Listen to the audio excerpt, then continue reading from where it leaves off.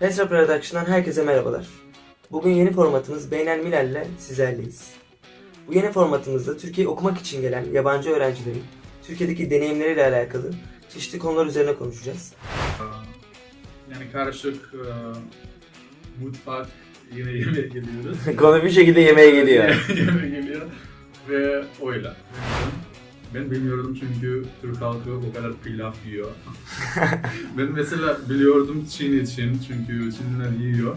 Öğle yemeği için pilav. Akşam yemeği için pilav. Tamam dedim. Bugün öyle olmuş. Sonra üniversitedeki kantine gidiyorum. Pilav yine.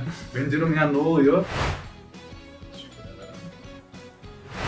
Ben ilk önce yoğurt sandım. Ama çok güzel gerçekten. Dal sarkar, kartal kalkar, kartal karkal, dal sarkar. Yine. Si rekel da ti rečem, pa si rekel da ne rečeš, je reče, ki mi reče, pa ne mi reče.